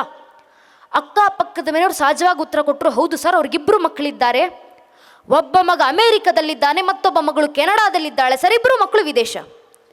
ಸರಿ, ಇಬ್ಬರು ಮಕ್ಕಳು ಫೋನ್ ನಂಬರ್ ತೆಗೆಸ್ಕೊಂಡು ಪೊಲೀಸರು ಮಕ್ಕಳಿಗೆ ಫೋನ್ ಮಾಡಿ ವಿಷಯ ತಲುಪಿಸ್ತಾರೆ, ಭಾರತದಲ್ಲಿದ್ದಂಥ ನಿಮ್ಮ ತಂದೆ ದುರಾದೃಷ್ಟವಶಾತ್ ಆಸ್ಪತ್ರೆಯಲ್ಲಿ ತೀರಿಕೊಂಡಿದ್ದಾರಮ್ಮ, ದಯವಿಟ್ಟು ವಾಪಸ್ ಭಾರತಕ್ಕೆ ಬನ್ನಿ, ನಿಮ್ಮ ತಂದೆ ಅಂತ್ಯ ಸಂಸ್ಕಾರ ಮುಗಿಸ್ಕೊಂಡು ಹೋಗಿ. ಮಗ ಅಮೆರಿಕ, ಮಗಳು ಕೆನಡಾ, ಇಬ್ಬರು ಮಕ್ಕಳು ಫೋನ್ನಲ್ಲಿ ಪೊಲೀಸರಿಗೆ ವಾಪಸ್ ಉತ್ತರ ಕೊಡ್ತಾರೆ, ವಿದೇಶದಿಂದ ಭಾರತಕ್ಕೆ ಬರೋಷ್ಟು ಪುರ್ಸೊತ್ ನಮಗಿಲ್ಲ, ನಮ್ಮಪ್ಪನ ಶವ ತಗೊಂಡು ಎಲ್ಲಾದ್ರೂ ಬಿಸಾಡಿ ಅಂತ. ಇದೇ ಬೆಳಗಾವಿನಲ್ಲಿ ಕೆಲವು ಸಮಯದ ಹಿಂದೆ ನಡೆದಂಥ ಘಟನೆ ಇದು. ಯಾಕಿಂತ ಘಟನೆಗಳು ಸಮಾಜದಲ್ಲಿ ಘಟಿಸ್ತಿದ್ದಾವೆ, ಯಾಕಿಂತ ಸಂದರ್ಭಗಳು ಜಗತ್ತಿನಲ್ಲಿ ನಿರ್ಮಾಣ ಆಗ್ತಿದ್ದಾವೆ? ಒಂದೇ ಒಂದು ಕಾರಣ, ಮನೆಯಲ್ಲಿ ಸಂಸ್ಕಾರದ ಕೊರತೆ. ಅದೇ ಮನೆ ಮಕ್ಕಳಿಗೆ ಶಾಲೆ ಶಿಕ್ಷಣದ ಜೊತೆಗೆ 5ನೇ ತರಗತಿಯಿಂದ ರಾಮಾಯಣ, 10ನೇ ತರಗತಿಯಿಂದ ಮಹಾಭಾರತ, 12ನೇ ತರಗತಿಯಿಂದ ಭಾಗವತ, ಇಡೀ ಜೀವನಕ್ಕೆ ಬೇಕಾದಷ್ಟು ಶರಣರ ವಚನಗಳು, ದಾಸರ ಕೀರ್ತನೆಗಳು, ಭಜನೆಗಳು, ಭಗವದ್ಗೀತೆ ಶ್ಲೋಕ, ವೇದ ಮಂತ್ರಗಳನ್ನು ಮಕ್ಕಳ ಬಾಯಿಂದ ಹೇಳಿಸಿ ಬೆಳೆಸಿ ಸಾಕು. ಆ ಮಕ್ಕಳು ತಮ್ಮ ಕೊನೆ ಉಸಿರಿರುವವರೆಗೂ ನಿಮ್ಮನ್ನ ಅಂದ್ರೆ ತಂದೆ ತಾಯಿಂದ್ರನ್ನ ದೇವರ ಸ್ಥಾನದಲ್ಲಿಟ್ಟು ನಿಮ್ಮ ಪಾದ ಪೂಜೆ ಮಾಡಿ ಸಾಕೊಳ್ತಾರೆ. ಕಾರಣ ನನ್ನ ಧರ್ಮ ಮಕ್ಕಳಿಗೆ ಹೇಳ್ಕೊಡುತ್ತೆ, ಮಾತೃ ದೇವೋ ಭವ ಪಿತೃ ದೇವೋ ಭವ ಅನ್ನೋ ಸಂಸ್ಕಾರ. ಆ ಸಂಸ್ಕಾರ ಸ್ವಾರ್ಥಕ್ಕೋಸ್ಕರ ನಮ್ಮ ಮನೆ ಮಕ್ಕಳಿಗೆ ನಾವು ನೀಡೋಣ. ಇದೇ ಕೆಲಸವನ್ನು ಸಂಘ 100 ವರ್ಷಗಳ ಕಾಲ ಮಾಡ್ತಾ ಬಂದಿರೋದು. ಮನೆಗಳಿಗೆ ಧರ್ಮ ಪ್ರಚಾರ, ಮನೆಗಳಿಗೆ ಧರ್ಮ ಜಾಗೃತಿ, ಮನೆಗಳಲ್ಲಿ ಧರ್ಮ ಬೋಧನೆ. ಅದಕ್ಕೆ ಪಂಚಪರಿವರ್ತನ ಸೂತ್ರಗಳು ಸಂಘ ಬೋಧನೆ ಮಾಡಿರೋದು. ಅನೇಕರು ಪ್ರಶ್ನೆ ಮಾಡ್ತಾರೆ, 100 ವರ್ಷ ಸಂಘ ದೇಶಕ್ಕೆ ಏನು ಕೊಡುಗೆ ಕೊಟ್ಟಿದೆ? ಸಂಘ ಏನು ಮಾಡಿದೆ ದೇಶಕ್ಕೆ 100 ವರ್ಷಗಳ ಕಾಲ?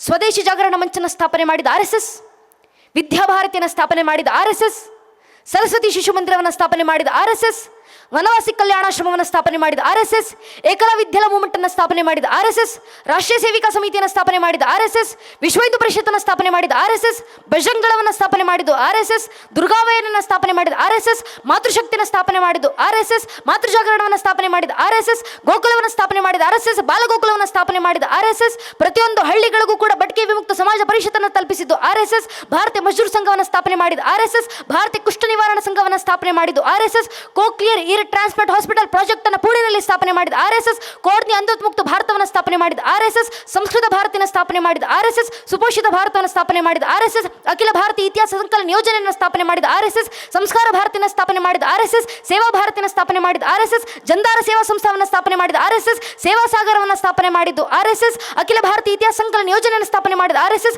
ಗೋವಿಜ್ಞಾನ ಅನುಸಂಧಾನ ಕೇಂದ್ರವನ್ನು ಸ್ಥಾಪನೆ ಮಾಡಿದ RSS, ಸ್ವಾಮಿ ವಿವೇಕಾನಂದ ಯೋಗ ಅನುಸಂಧಾನ ಸಂಸ್ಥಾನವನ್ನು ಸ್ಥಾಪನೆ ಮಾಡಿದ್ದು RSS, ಸುಪೋಷಿತ ಭಾರತ ಸ್ಥಾಪನೆ ಮಾಡಿದ RSS, ವೃಕ್ಷ ರಕ್ಷಾ ಆಂದೋಲನವನ್ನು ಸ್ಥಾಪನೆ ಮಾಡಿದ RSS, ಪ್ರಭಾತ ಗ್ರಾಮವನ್ನು ಸ್ಥಾಪನೆ ಮಾಡಿದ RSS, ಉದಯ ಗ್ರಾಮವನ್ನು ಸ್ಥಾಪನೆ ಮಾಡಿದ RSS, ಸ್ವಾವಲಂಬನೆ ವಿಚಾರಕ್ಕೆ ಬಂದಾಗ 8198 ಕಾರ್ಯಗಳ ಮೂಲಕ ದೇಶದಾದ್ಯಂತ ಕೆಲಸ ಮಾಡ್ತಿರೋದು RSS, ಆರೋಗ್ಯ ಕ್ಷೇತ್ರಕ್ಕೆ ಬಂದಾಗ 12978 ಕಾರ್ಯಗಳ ಮೂಲಕ ದೇಶದಾದ್ಯಂತ ಕೆಲಸ ಮಾಡ್ತಿರೋದು RSS, ಸಮಾಜ ಸೇವೆ ವಿಚಾರಕ್ಕೆ ಬಂದಾಗ 15522 ಕಾರ್ಯಗಳ ಮೂಲಕ ದೇಶದಾದ್ಯಂತ ಕೆಲಸ ಮಾಡ್ತಿರೋದು RSS, ಶೈಕ್ಷಣಿಕ ವಿಚಾರಕ್ಕೆ ಬಂದಾಗ 93322 ಕಾರ್ಯಗಳ ಮೂಲಕ ದೇಶದಾದ್ಯಂತ ಕೆಲಸ ಮಾಡ್ತಿರೋದು RSS, 1,30,32 ಕಾರ್ಯಗಳ ಮೂಲಕ ದೇಶದಾದ್ಯಂತ ಕೆಲಸ ಮಾಡ್ತಾ 13,000 ಫಾರ್ಮಲ್ ಶಾಲೆಗಳು, 10,000 ಇನ್ಫಾರ್ಮಲ್ ಶಾಲೆಗಳ ಮೂಲಕ 30 ಲಕ್ಷ ವಿದ್ಯಾರ್ಥಿಗಳಿಗೆ ಶಿಕ್ಷಣ ನೀಡ್ತಿರುವಂತಹ ಭಾರತದ ಅತಿ ದೊಡ್ಡ ಶಿಕ್ಷಣ ಸಂಸ್ಥೆ ವಿದ್ಯಾಭಾರತಿ ಸ್ಥಾಪನೆ ಮಾಡಿದ್ದು ನಮ್ಮ ರಾಷ್ಟ್ರೀಯ ಸ್ವಯಂ ಸೇವಕ ಸಂಘ. 100 ವರ್ಷ ಸಂಘ ದೇಶಕ್ಕೆ ಕೊಡ್ತಾ ಬಂದಿರುವಂತ ಕೊಡುಗೆ ಇದು. ಇದನ್ನು ಮೀರಿದ ಕೆಲಸ ಸಂಘ ದೇಶಕ್ಕೆ ಮಾಡ್ತಿದೆ. ಆದರೆ ನಾವು ಯಾವತ್ತಿಗೂ ವೇಳಾಪಟ್ಟಿ ಬಿಡುಗಡೆ ಮಾಡ್ಲಿಕ್ಕೆ ಹೋದವರಲ್ಲ. ಕಾರಣ, ಸಂಘ ಯಾವತ್ತಿಗೂ ಪ್ರಚಾರವನ್ನು ಬಯಸಿದಂಥ ಸಂಘಟನೆ ಅಲ್ಲ. ನಾವು ಮಾಡ್ತಿರುವಂಥ ಕೆಲಸ, ಹೇಳ್ತಿರುವಂಥ ವಿಚಾರ ಪ್ರಚಾರಕ್ಕಾಗಿ ಅಲ್ಲ, ಪ್ರೇರಣೆಗಾಗಿ ಮಾತ್ರ. ನೀವು ಪ್ರೇರೇಪಿತರಾಗಿ ನಿಮ್ಮ ಕೈಲಾಗುವಂಥ ಕೆಲಸವನ್ನು ದೇಶ ಜಾಗೃತಿಗೆ ಮಾಡಿ. ಅನೇಕರು ಪ್ರಶ್ನಿಸ್ತಾರೆ, ಇಷ್ಟು ಮಾಡೋದ್ರಿಂದ ದೇಶ ಜಾಗೃತಿ ಆಗುತ್ತಾ? ಪಂಚಪರಿವರ್ತನೆ ಸೂತ್ರಗಳನ್ನು ಪಾಲಿಸೋದ್ರಿಂದ ಧರ್ಮ ಜಾಗೃತಿ ಆಗತ್ತ? ಖಂಡಿತವಾಗಲೂ ಆಗತ್ತೆ. 100 ವರ್ಷಗಳ ಹಿಂದೆ ಇದೇ ಸಂಘ ನಿತ್ತು, ರಾಷ್ಟ್ರೀಯ ಸ್ವಯಂ ಸೇವಕ ಸಂಘ ನಿತ್ತು. ಕಾರಿನ ಅಡಿನಲ್ಲಿ ರಾಮ ಜನ್ಮಭೂಮಿಯ ರಾಮ ಮಂದಿರವನ್ನು ಪುನರ್ ಪ್ರತಿಷ್ಠಾಪನೆಗೊಳಿಸ್ತೀವಿ ಅಂತ ಹೇಳಿದಾಗ ನಮ್ಮನ್ನು ಯಾರೂ ನಂಬಿರಲಿಲ್ಲ. 100 ವರ್ಷಗಳ ಹಿಂದೆ ಇದೇ ಸಂಘ ಮಧುರಾ ಕೃಷ್ಣ ಜನ್ಮಭೂಮಿಯ ಕಾರ್ಯವನ್ನು ಕಾನೂನಿನ ಅಡಿನಲ್ಲಿ ಸಾಕಾರಗೊಳಿಸ್ತೀವಿ ಅಂತ ಹೇಳಿದಾಗ ನಮ್ಮನ್ನು ಯಾರೂ ನಂಬಿರಲಿಲ್ಲ. 100 ವರ್ಷಗಳ ಹಿಂದೆ ತಾಯಿ ಶಾರದೆ ಪೀಠವನ್ನು ಪುನರ್ ಪ್ರತಿಷ್ಠಾಪನೆ ಮಾಡ್ತೀವಿ ಕಾನೂನಿನ ಅಡಿನಲ್ಲಿ ಅಂತ ಹೇಳಿದಾಗ ನಮ್ಮನ್ನು ಯಾರೂ ನಂಬಿರಲಿಲ್ಲ. 78 ವರ್ಷಗಳ ಹಿಂದೆ ಏಕ ದೇಶ ಮೇ ಧ್ವಜ ನೈ ಚಲೆಂಗೆ, ಸಂಪೂರ್ಣ ಕಾಶ್ಮೀರವನ್ನು ಭಾರತದಲ್ಲಿ ಸ್ವೀಕರಿಸ್ತೀವಿ ಕಾನೂನು ಅಡಿನಲ್ಲಿ ಅಂತ ಹೇಳಿದಾಗ ನಮ್ಮನ್ನು ಯಾರೂ ನಂಬಿರಲಿಲ್ಲ. ಆದರೆ 100 ವರ್ಷಗಳಲ್ಲಿ ಸಂಘ ಕೊಟ್ಟಂತ ಅಷ್ಟು ಗುರಿಗಳನ್ನು ಸಂಘ ಸಾಧಿಸಿ ನಿಂತಿದೆ. 100 ವರ್ಷಗಳಲ್ಲಿ ಸಂಘ ತೋರಿದಂಥ ಅಷ್ಟು ಮಾರ್ಗಗಳನ್ನು ಸಾಕಾರಗೊಳಿಸಿ ನಿಂತಿದೆ. ಯಾಕಂದ್ರೆ ನಾವು ಯಾವತ್ತಿದ್ರೂ 100 ವರ್ಷ ಮುಂಚಿತವಾಗಿ ಆಲೋಚನೆ ಮಾಡುವಂಥ ಸಮಾಜ ನಮ್ಮದು. 100 ವರ್ಷದ ನಂತರ ದೇಶಕ್ಕೆ ಯಾವ ಗುರಿ ಬೇಕೋ ಆ ಗುರಿಗೆ ಈಗಾಗಲೇ ಮಾರ್ಗದರ್ಶನ ಹಾಕಿಕೊಡುವಂಥ ಸಂಘಟನೆ ನಮ್ಮ ರಾಷ್ಟ್ರೀಯ ಸ್ವಯಂ ಸೇವಕ ಸಂಘ. ಇದು ನಾನು ಹೇಳ್ತಿರುವಂಥ ಮಾತಲ್ಲ. ಪೂಜ್ಯನೇ ಸ್ವರ್ಗೀಯರಾದಂಥ ಗೋಲ್ವಾಲ್ಕರ್ಜಿ ಗುರೂಜಿ ಅವರು ತಮ್ಮದೇ ಕೃತಿ ಬಂಚ್ ಆಫ್ ಥಾಟ್ಸ್ ಎಂಬ ಪುಸ್ತಕದಲ್ಲಿ ಬರೆದಂಥ ಮಾತು, 100 ವರ್ಷಗಳ ನಂತರ ದೇಶಕ್ಕೆ ಯಾವ ಗುರಿ ಸಾಕಾರ ಆಗಬೇಕಾಗಿದೆಯೋ ಆ ಗುರಿಯ ಸಾಕಾರಕ್ಕೆ ಈಗಾಗಲೇ ಸಂಘ ಮಾರ್ಗದರ್ಶನವನ್ನು ಹಾಕಿಕೊಟ್ಟಿದೆ. ಆ ದೇಶಭಕ್ತಿ ದೇಶ ನಿಷ್ಠತೆಯ ಹಾದಿನಲ್ಲಿ ಸಾಗಿ ನೋಡಿ ಸಾಕು. ಇದು ಗುರೂಜಿಯವರ ಮಾತು. ಆ ಮಾರ್ಗವನ್ನು ನಾವು ಪಾಲಿಸೋಣ. ದೇಶ ಧರ್ಮ ರಕ್ಷಣೆಗಿರೋದು ಇದೊಂದೇ ಮಾರ್ಗ. ಇದು ಪರಶುರಾಮರು ಕೊಟ್ಟಂತ ಮಾರ್ಗ. ಅಗ್ರಸ್ಥೋ ಚತುರೋ ವೇದ ಪೃಷ್ಠತಂ ಶಶರಂ ಧನು ಇದಂ ಬ್ರಾಹ್ಮವಿದಂ ಕ್ಷಾತ್ರಂ ಶಾಪಾದಪಿ ಶರಾದಪಿ. ಮಸ್ತಕದಲ್ಲಿ ಚತುರ್ವೇದಗಳ ಜ್ಞಾನಗಳು ತುಂಬಿದ್ದಾವೆ, ಬೆನ್ನಿನಲ್ಲಿ ಬಾಣಗಳ ಬತ್ತಳಿಕೆಗಳು ತುಂಬಿದ್ದಾವೆ. ವೈಚಾರಿಕವಾಗಿ ಯುದ್ಧ ಮಾಡ್ಲಿಕ್ಕೆ ಬರ್ತೀರಾ ಬನ್ನಿ, ಬ್ರಹ್ಮ ತೇಜಸ್ಸಿನಿಂದ ಎದುರಿಸ್ತೀವಿ. ನೇರಾನೇ ಯುದ್ಧ ಮಾಡ್ಲಿಕ್ಕೆ ಬರ್ತೀರಾ ಬನ್ನಿ, ಕ್ಷಾತ್ರ ತೇಜಸ್ಸಿನಿಂದ ಎದುರಿಸ್ತೀವಿ. ಶಾಪಾದಪಿ ಶರಾದಪಿ. ಯಾವ ರೀತಿ ಬಂದ್ರು ರಾಷ್ಟ್ರ ಪರಂಪರೆ ರಕ್ಷಣೆಗೆ ನಾವು ಸಿದ್ಧ. ಪರಶುರಾಮರು ಕೊಟ್ಟ ಆದರ್ಶ ಇವತ್ತು ಜೀವಂತ ಸಾಕ್ಷಿ ಆಗ್ತಿದೆ ನಮ್ಮ ಕಣ್ಣು ಮುಂದೆ. ದುರಾದೃಷ್ಟವಶಾತ್ ಕಾಶ್ಮೀರದ ಪಹಲ್ಗಾಮ್ನಲ್ಲಿ ಅಮಾಯಕ ಹಿಂದೂಗಳ ನರಮೇಧಗಳಾದವು.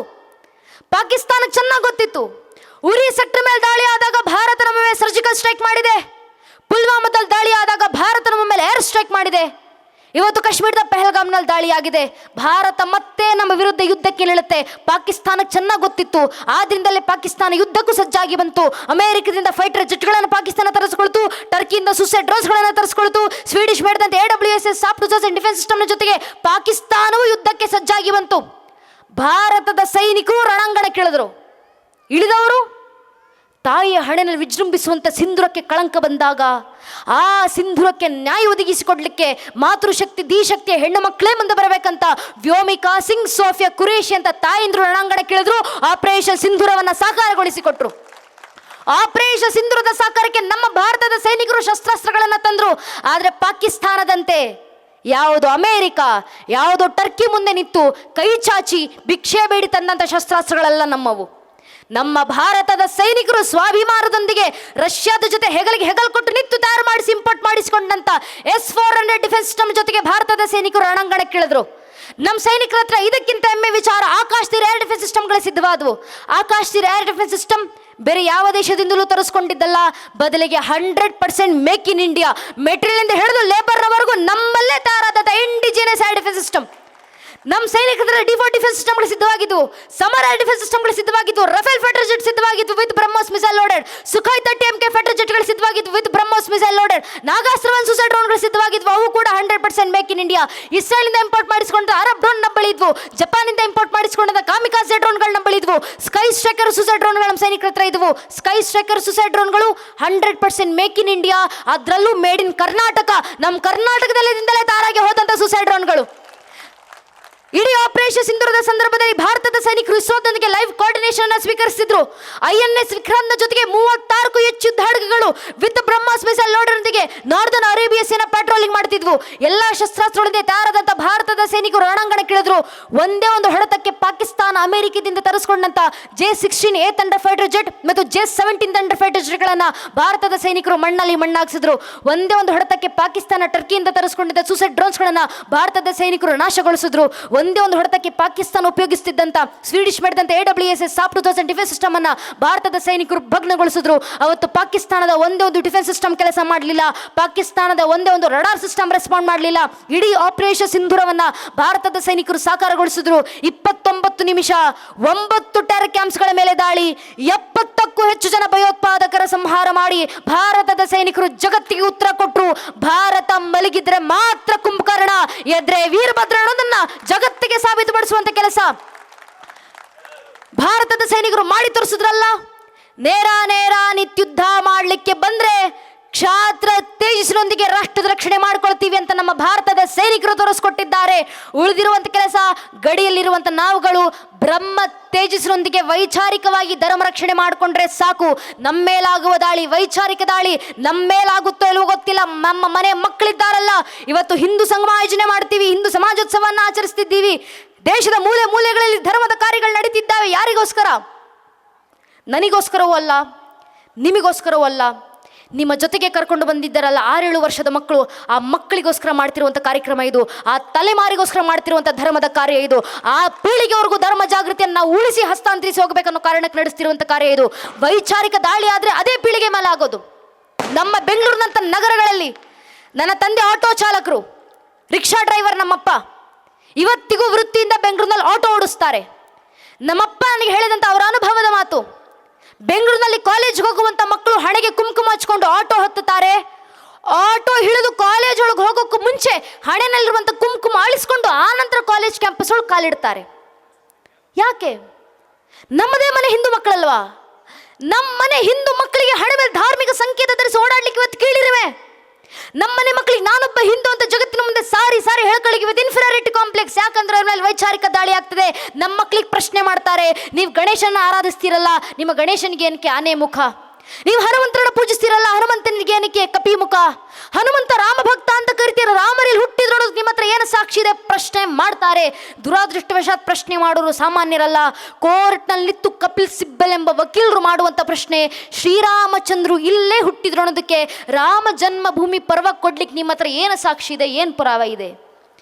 ಆ question asked in the supreme court of India during the judgment of Sri Ram Janmabhoomi case. What gives us a guarantee that this same question might not come to our doorsteps in the future days? ಸ್ವಾಮಿ ಕೋರ್ಟ್ನಲ್ಲಿ ಮಾಡಿದ ಇದೇ ಪ್ರಶ್ನೆ ಮುಂದೊಂದಿನ ನಮ್ಮನೆ ಬಾಗಿಲವರೆಗೂ ಬರೋದಿಲ್ಲ ಅಂತ ನಮ್ಮ ಹತ್ರ ಏನು ಗ್ಯಾರಂಟಿ? ನಮ್ಮನೆ ಮಕ್ಕಳ ಮುಂದೆ ನಿಂತು ಯಾರಾದರೂ ಪ್ರಶ್ನೆ ಮಾಡಿದ್ರೆ, ಮನೆ ಮಕ್ಕಳು ಯಾವ ಮಟ್ಟದ ವೈಚಾರಿಕ ಜಾಗೃತಿ ಬ್ರಹ್ಮ ತೇಜಸ್ ನಾವು ತುಂಬಿಸಿರಬೇಕಂದ್ರೆ ಒಂದೊಂದು ಹಿಂದೂ ಮನೆ ಮಗು ಎದೆಬ್ಬಿಸ್ಕೊಂಡು ತಟ್ಕೊಂಡು ಉತ್ತರ ಕೊಡಬೇಕು. ಶ್ರೀರಾಮಚಂದ್ರರ ಅಸ್ತಿತ್ವಕ್ಕೆ ಮಾತ್ರ ಅಲ್ಲಪ್ಪ, ಬೇಕಾದ್ರೆ ಇಡೀ ಶ್ರೀರಾಮಚಂದ್ರರ ವಂಶವೃಕ್ಷದ ಅಸ್ತಿತ್ವಕ್ಕೆ ನಾನು ಸಾಕ್ಷಿಯನ್ನು ಕೊಡಬಲ್ಲೆ.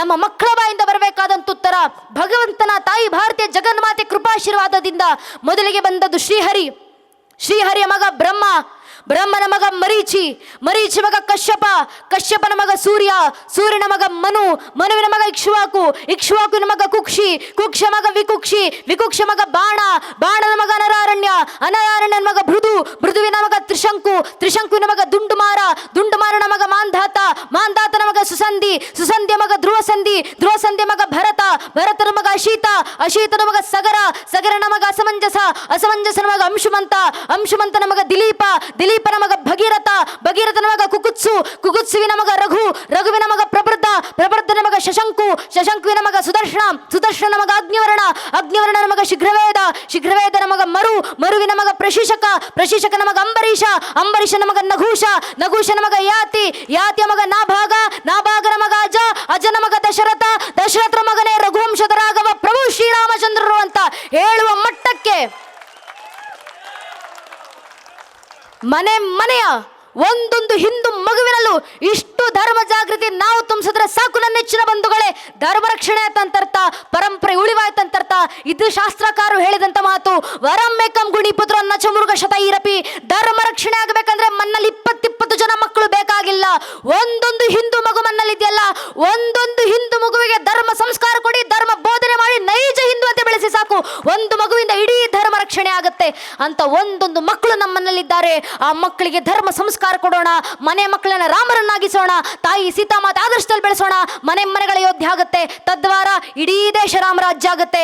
ಇದೇ ನಮ್ಮ ಜವಾಬ್ದಾರಿ. ನಮ್ಮ ಕೈಲಾಗುವಂತ ಕೆಲಸ ದೇಶ ಧರ್ಮ ಜಾಗೃತಿಗೆ ಮಾತಾಡ್ಲಿಕ್ಕಾಗತ್ತಾ? ಮಾತಾಡಿ ಸ್ವಾಮಿ, ಮನೆಯಲ್ಲಿ ಮಾತಾಡಿ, ಮನೆ ಮಕ್ಕಳ ಜೊತೆ ಮಾತಾಡಿ, ಕುಟುಂಬಸ್ಥರ ಜೊತೆ ಮಾತಾಡಿ, ಧರ್ಮ ಜಾಗೃತಿ ಮೂಡಿಸಿ. ಹಾಡ್ಲಿಕ್ಕಾಗತ್ತಾ? ದೇಶಭಕ್ತಿ ಗೀತೆಗಳನ್ನು ಹಾಡಿ, ಭಜನೆಗಳನ್ನು ಹಾಡಿ, ಭಗವದ್ಗೀತೆ ಶ್ಲೋಕಗಳನ್ನು ಪಠಿಸಿ ಧರ್ಮ ಜಾಗೃತಿ ಮೂಡಿಸಿ. ಬರಲಿಕ್ಕಾಗತ್ತಾ? ನೈಜ ಇತಿಹಾಸ ದಾಖಲಿಸಿ ಬರೆದು ದೇಶ ಧರ್ಮ ಜಾಗೃತಿ ಮೂಡಿಸಿ. ಸಮಯ ಕೊಡ್ಲಿಕ್ಕಾಗತ್ತಾ? ಬನ್ನಿ ಧಾರ್ಮಿಕ ಸಭೆಯಲ್ಲಿ ಭಾಗವಹಿಸಿ ಧರ್ಮ ಜಾಗೃತಿ ಮೂಡಿಸಿ. ಶ್ರಮ ಹಾಕ್ಲಿಕ್ಕಾಗತ್ತಾ?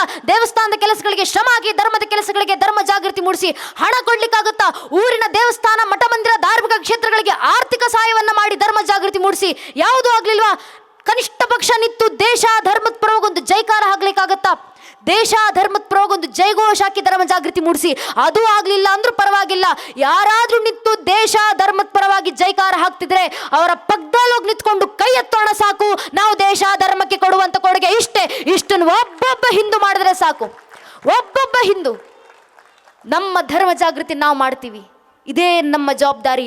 ಮನೆಯನ್ನು ಜಾಗೃತಗೊಳಿಸೋಣ, ಮನೆ ಮಕ್ಕಳನ್ನು ಜಾಗೃತಗೊಳಿಸೋಣ, ತದ್ವಾರ ಸಮಾಜ ರಾಷ್ಟ್ರದ ಸಂಘಟನೆಗೆ ಕಾರಣವಾಗೋಣ ಅಂತ ತಮ್ಮಲ್ಲಿ ಕೇಳ್ಕೊಳ್ತಾ, ನಂಗೆರಡು ಮಾತುಗಳನ್ನು ಆಡಲಿಕ್ಕೆ ಅವಕಾಶ ಮಾಡಿಕೊಟ್ಟಂಥ ಸಂಘಟನೆಯ ಸಮಿತಿಯ ಎಲ್ಲ ಹಿರಿಯರಿಗೆ, ವಿಶೇಷವಾಗಿ ಕಾರ್ಯಕ್ರಮದ ಆಯೋಜನೆ ಮಾಡಿರುವಂಥ ನಮ್ಮ ಕಾರ್ಯಕರ್ತ ಅಣ್ಣಂದಿರಿಗೆ, ಒಂದು ಧಾರ್ಮಿಕ ಸಭೆ ಊರಿನಲ್ಲಿ ಆಯೋಜನೆ ಮಾಡಬೇಕಂದ್ರೆ ವಾರಗಟ್ಟಲೆ ತಿಂಗಳಗಟ್ಟಲೆ ಮನೆ ಬಿಟ್ಟು ಊಟ ಬಿಟ್ಟು ನಿದ್ದೆಗೆಟ್ಟು ಅವ್ರಿಗೇನು ಮನೇಲಿ ಕೆಲಸ ಇಲ್ಲ ಅಂತಲ್ಲ.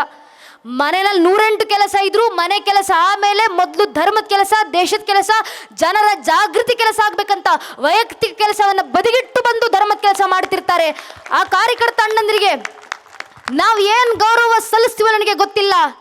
ಆದರೆ ಮಧ್ಯರಾತ್ರಿ 12 ಗಂಟೆ, ಬೆಳಗಿನ ಜಾವ 2-6 ಗಂಟೆವರೆಗೂ ಊರು ತುಂಬ ಕೇಸರಿ ತೋರಣಗಳನ್ನು ಕಟ್ತಾ, ಊರು ತುಂಬ ಬಂಟಿಂಗ್ಸ್ಗಳು, ಬ್ಯಾನರ್ಗಳನ್ನು ಕಟ್ತಾ ನಿಂತಿರುವಂಥ ನಮ್ಮ ಕಾರ್ಯಕರ್ತ ಅಣ್ಣಂದಿರಿಗೂ, ವಿಶೇಷವಾಗಿ ಈ ಕಾರ್ಯಕ್ರಮಕ್ಕೆ ನೂರಾರು ಸಮಸ್ಯೆಗಳು ಬಂದರೂ ಕೂಡ ಅದನ್ನು ಮೀರಿ ಕಾರ್ಯಕ್ರಮವನ್ನು ಇಷ್ಟು ಅಚ್ಚುಕಟ್ಟಾಗಿ ಭಗವಂತನ ಕೃಪೆಯಿಂದ ಆಯೋಜನೆ ಮಾಡಿರುವಂಥ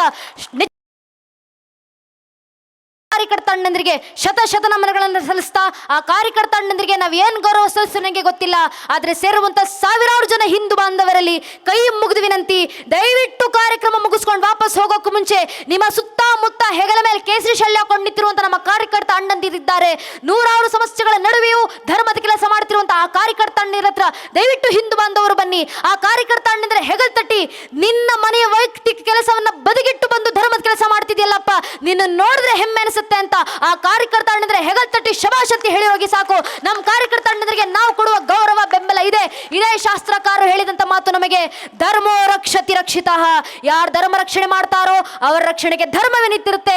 ಆದ್ರಿಂದ ಧರ್ಮದ ಕೆಲಸ ಮಾಡ್ತಿರುವಂತ ನಮ್ಮೆಲ್ಲ ಕಾರ್ಯಕರ್ತ ಅಣ್ಣಂದ್ರೆ ಬೆನ್ನಿಗೆ ಬೆನ್ನೆಲುಬಾಗಿ ನಿಂತು ಬೆಂಬಲ ಸೂಚಿಸುವಂತ ಕೆಲಸ ನಮ್ಮೆಲ್ಲ ಹಿಂದೂ ಬಾಂಧವರದು. ಆ ಜವಾಬ್ದಾರಿ ಪಾಲಿಸೋಣ, ಕಾರ್ಯಕರ್ತ ಅಣ್ಣಂದರಿಗೆ ಬೆಂಬಲ ನೀಡೋಣ, ಗೌರವ ಸಲ್ಲಿಸೋಣ ಅಂತ ತಮ್ಮಲ್ಲಿ ಕೇಳ್ಕೊಳ್ತಾ, ಕಾರ್ಯಕರ್ತ ಅಣ್ಣಂದರಿಗೆ ನಮನಗಳನ್ನು ಸಲ್ಲಿಸ್ತಾ, ಗುರು ಮಹಾರಾಜು ಶಾರದಾ ಮಾತನ್ನ ಕೇಳಿ ಆಡಿಸಿದಂತೆ ಹೇಳಿಸಿದಂತ 2 ಮಾತನ್ನು ಕೇಳಿಸ್ಕೊಂಡಂತ ಪರಮ ಪೂಜ್ಯನಿ ದಿವ್ಯತ್ರಿಯರಿಗೆ, ಎಲ್ಲ ವಿದ್ವತ್ ಗಣ್ಯರಿಗೆ, ದೇಶಭಕ್ತ ಬಾಂಧವರಿಗೆ, ಮಾತಾ ಭಗಿನಿಯರಿಗೆ, ಇಡೀ ಕಾರ್ಯಕ್ರಮದಲ್ಲಿ ನಮಗೆ ಸಹಕಾರ ನೀಡಿರುವಂಥ ಆರಕ್ಷಕ ಬಂಧುಗಳಿಗೆ, ಪತ್ರಕರ್ತ ಬಾಂಧವರಿಗೆ, ಅಕ್ಕ ಅಣ್ಣಂದಿರಿಗೆ, ತಮ್ಮೆಲ್ಲರ ಪಾದರವಿಂದಗಳಿಗೆ ಮತ್ತೊಮ್ಮೆ ನನ್ನ ಹಣೆ ಹೆಚ್ಚು ನಮಸ್ಕರಿಸ್ತಾ, ಭಗವಂತನೇ ಆಡಿಸಿದಂತೆ 2 ಮಾತುಗಳನ್ನು ಭಗವಂತನದ್ದೇ ತಾಯಿ ಭಾರತೀಯ ಜಗನ್ಮಾತೆಯ ಪಾದಾರವಿಂದಗಳಿಗೆ ಅರ್ಪಿಸ್ತಾ, ನನ್ನ ನೆಚ್ಚಿನ ಬಂಧುಗಳೇ, ಈಗೆಲ್ಲರೂ ಒಮ್ಮೆ ಜಯಕಾರ ಹಾಕೋಣ.